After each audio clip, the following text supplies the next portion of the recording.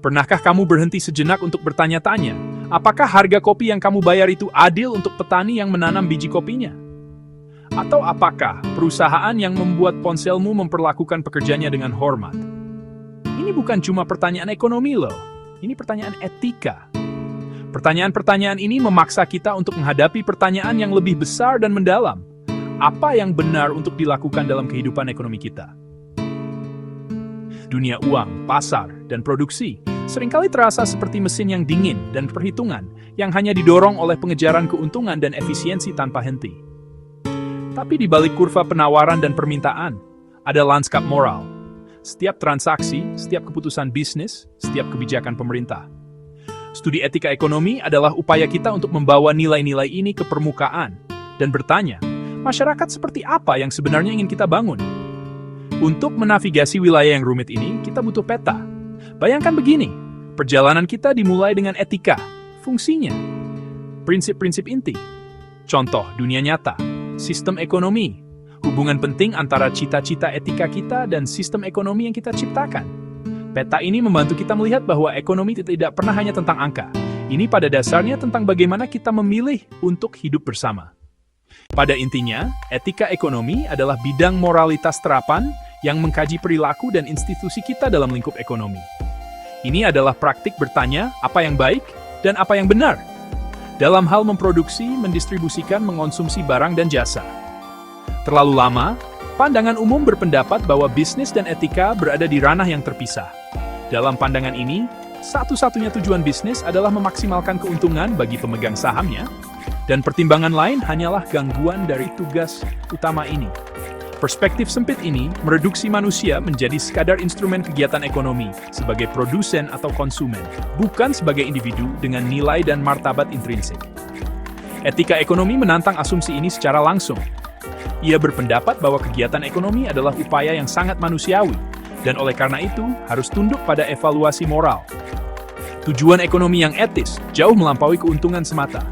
Meskipun profitabilitas diperlukan agar bisnis dapat bertahan dan berinovasi, itu tidak boleh menjadi tujuan akhir. Kerangka etika menegaskan bahwa kita juga harus mempertimbangkan keadilan.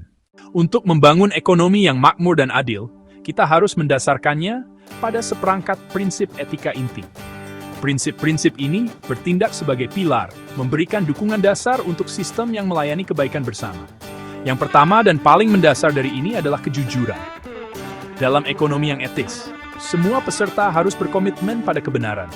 Sebuah bisnis harus jujur dalam iklannya, transparan tentang kualitas produknya, jelas dalam pelaporan keuangannya. Konsumen pada gilirannya memiliki kewajiban untuk jujur dalam transaksi mereka. Kejujuran menumbuhkan kepercayaan. Tanpa itu, transaksi menjadi penuh kecurigaan.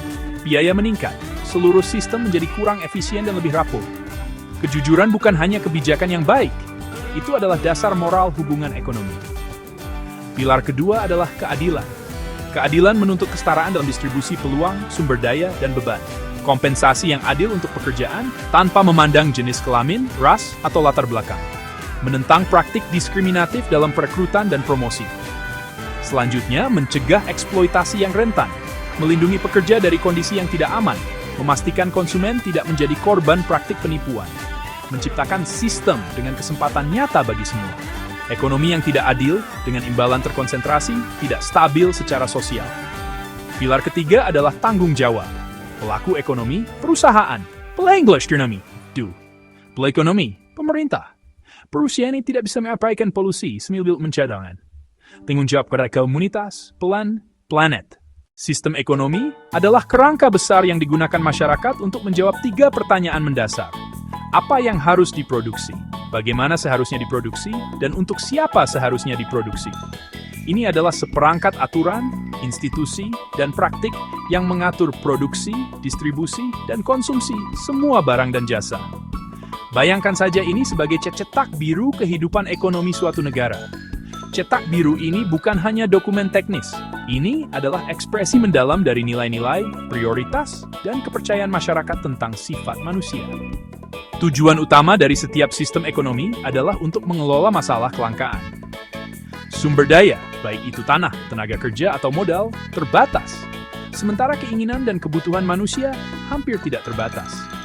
Sistem ekonomi menyediakan mekanisme untuk membuat pilihan tentang bagaimana mengalokasikan sumber daya terbatas ini dengan cara yang paling efektif. Namun, efektif bisa berarti hal yang berbeda bagi orang yang berbeda. Sistem ekonomi yang berbeda menempatkan kekuasaan dan otoritas pengambilan keputusan di tangan yang berbeda. Di salah satu ujung spektrum terletak sistem ekonomi tradisional, bentuk organisasi ekonomi tertua. Selanjutnya dalam spektrum adalah sistem ekonomi pasar, juga dikenal sebagai kapitalisme. Di ujung yang berlawanan dari sistem pasar adalah sistem ekonomi terpusat atau komando. Menyadari kekurangan dalam sistem pasar murni dan sistem komando murni, sebagian besar negara saat ini telah mengadopsi sistem ekonomi campuran. Negara-negara seperti Indonesia, Prancis, dan Malaysia adalah semua contoh ekonomi campuran, masing-masing dengan campuran uniknya sendiri.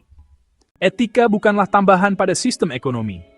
Etika sangat terjalin dengan logika dan operasinya. Setiap sistem, berdasarkan sifatnya, mempromosikan nilai-nilai etika tertentu sambil berpotensi merusak nilai-nilai lainnya. Dalam sistem tradisional, kerangka etika yang dominan adalah komunalitas. Kesejahteraan kelompok lebih diutamakan daripada ambisi individu. Risiko moral di sini adalah bahwa penekanan kuat pada kesesuaian ini dapat menghambat kebebasan pribadi dan menolak perubahan yang bermanfaat. Etika, dalam konteks ini, bertindak sebagai kekuatan untuk stabilitas, baik atau buruk, menjaga identitas komunitas dari pengaruh luar. Dalam sistem pasar, hubungan dengan etika lebih kompleks dan seringkali penuh ketegangan.